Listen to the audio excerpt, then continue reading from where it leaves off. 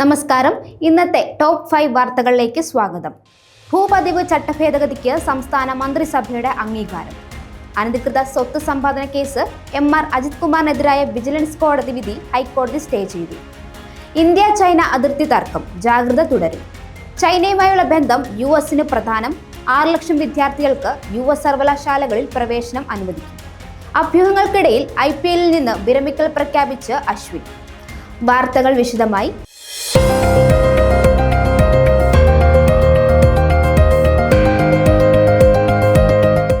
ഭൂപതിവ് നിയമ ഭേദഗതി ചട്ടത്തിന് സംസ്ഥാന മന്ത്രിസഭ അംഗീകാരം നൽകിയതായി മുഖ്യമന്ത്രി പിണറായി വിജയൻ. ഇനി ഇത് സബ്ജക്ട് കമ്മിറ്റിക്ക് വിടും. മലയോര മേഖലയിലെ കർഷകർക്ക് ഏറെ ആശ്വാസം നൽകുന്ന തീരുമാനമാണിത്. 2021 പ്രകടന പത്രികയിലെ പ്രധാന വാഗ്ദാനമാണ് നടപ്പാക്കിയതെന്നും മുഖ്യമന്ത്രി വാർത്താ സമ്മേളനത്തിൽ അറിയിച്ചു. മലയോര മേഖലയിലെ പ്രശ്നങ്ങൾ സർക്കാർ വിശദമായി ചർച്ചയ്ക്ക് വിധേയമാക്കിയും നിയമജ്ഞരടക്കം എല്ലാ വിഭാഗവുമായി വിശദമായ ചർച്ചകൾക്ക് ശേഷമാണ് ഭേദഗതി തയ്യാറാക്കിയത്. നിലവിലുള്ള പ്രശ്നങ്ങൾക്ക് ശാശ്വത പരിഹാരത്തിനായി ഇതുവരെ ഉണ്ടായ വ്യതിചലനങ്ങൾ ക്രമീകരിക്കുന്നതോടൊപ്പം ഭൂമിയുടെ ജീവനോപാധി ലക്ഷ്യമാക്കിയുള്ള ഉപയോഗത്തിന് അനുവാദം നൽകുന്നതിനുള്ള വ്യവസ്ഥകൾ ഉണ്ടാകണം.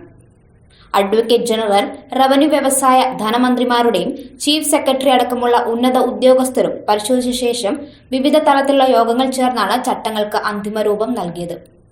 അനധികൃത സ്വത്ത് സമ്പാദന കേസിൽ ADGP എം.ആർ. അജിത് കുമാറിനെതിരായ വിജിലൻസ് കോടതി വിധി ഹൈക്കോടതി സ്റ്റേ ചെയ്തു. ഓണാവധിക്ക് ശേഷം കേസിൽ വിശദമായ വാദം കേൾക്കുമെന്ന് ജസ്റ്റിസ് A. ബദറുദ്ദീൻ വ്യക്തമാക്കി. ഇന്ത്യ ചൈന അതിർത്തി തർക്കത്തിൽ ശുഭസൂചകമായ പുരോഗതി ഉണ്ടെങ്കിലും ജാഗ്രത തുടരാൻ സൈന്യം. കിഴക്കൻ ലഡാക്ക് മുതൽ അരുണാചൽ പ്രദേശ് വരെ ഇന്ത്യയുമായുള്ള യഥാർത്ഥ നിയന്ത്രണ രേഖയിലുടനീളം ചൈന അടിസ്ഥാന സൗകര്യങ്ങൾ വർദ്ധിപ്പിച്ചിട്ടുള്ളതിനാൽ 3 മണിക്കൂറിനുള്ളിൽ വൻതോതിൽ സേനാവിന്യാസം നടത്താൻ ചൈനയ്ക്ക് സാധിക്കാത്തതിനാലാണ് സൈന്യം ജാഗ്രത തുടരാൻ തീരുമാനിച്ചത്. LACയിലുടനീളം ചൈന റോഡുകൾ, പാലങ്ങൾ, തുരങ്കങ്ങൾ എന്നിവയ്ക്ക് പുറമെ സൈനികർക്ക് വൻതോതിൽ താങ്ങാനുള്ള താമസ കേന്ദ്രങ്ങൾ വരെ ചൈന സജ്ജമാക്കിയിട്ടുണ്ട്.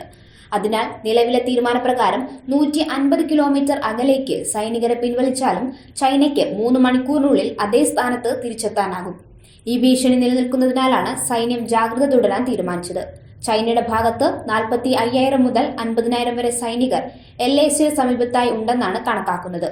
ടാങ്കുകൾ, പീരങ്കികൾ, കവചിത വാഹനങ്ങൾ, ഭൂതല വ്യോമ മിസൈലുകൾ എന്നിവയുമായാണ് ചൈനീസ് സൈന്യം നിലയുറപ്പിച്ചിട്ടുള്ളത്. ചൈനയിൽ നിന്നുള്ള 6 ലക്ഷം വിദ്യാർത്ഥികൾക്ക് US സർവകലാശാലകളിൽ പ്രവേശനം അനുവദിക്കുമെന്ന് US പ്രസിഡന്റ് ഡൊണാൾഡ് ട്രംപ്. ചൈനയുമായുള്ള പിഴച്ചുങ്കമടക്കം തീരുവ ചർച്ചകൾ പുരോഗമിക്കവെയാണ് ട്രംപിന്റെ നീക്കം. ചൈനയുമായുള്ള ബന്ധം USന് പ്രധാനമാണെന്നും ട്രംപ് വ്യക്തമാക്കി. നികുതി ഇനത്തിലും മറ്റും ധാരാളം പണം അവിടെ നിന്ന് US വരുന്നുണ്ട്. അതുകൊണ്ട് തന്നെ ചൈനയുമായി നല്ല രീതിയിൽ മുന്നോട്ട് പോകാനാണ് ലക്ഷ്യമിടുന്നത്. എന്നാൽ അത് മുൻ US പ്രസിഡന്റ് ജോ ബൈഡന്റെ കാലത്തെ ബന്ധത്തിൽ നിന്ന് വ്യത്യസ്തമായിരിക്കും, ട്രംപ് പറഞ്ഞു. US മാധ്യമ ഫോക്സ് ന്യൂസിന്റെ കണക്കു പ്രകാരം വിവിധ US സർവകലാശാലകളിലായി നിലവിൽ 2,70,000 ചൈനീസ് വിദ്യാർത്ഥികളാണ് പഠിക്കുന്നത്. കമ്മ്യൂണിസ്റ്റ് ബന്ധമുള്ളവരോ പ്രധാന ഗവേഷണ മേഖലയിലുള്ളവരോ ആയ ചൈനീസ് പൗരരുടെ വിസ റദ്ദ് ചെയ്യുമെന്ന് മെയിൽ US ആഭ്യന്തര സെക്രട്ടറി മാർക്കോ റൂബിയോ പ്രഖ്യാപിച്ചിരുന്നു. എന്നാൽ ജൂൺ മുതൽ ഇതിന് വിരുദ്ധമായ നിലപാടാണ് ട്രംപ് സ്വീകരിക്കുന്നത്. IPLൽ നിന്ന് വിരമിക്കൽ പ്രഖ്യാപിച്ച് വെറ്ററൻ താരം രവിചന്ദ്രൻ അശ്വിൻ. IPLൽ നിലവിൽ ചെന്നൈ സൂപ്പർ കിങ്സ് താരമാണ് അശ്വിൻ. ഔദ്യോഗിക X അക്കൗണ്ടിൽ കൂടിയാണ് താരം വിരമിക്കൽ പ്രഖ്യാപിച്ചത്.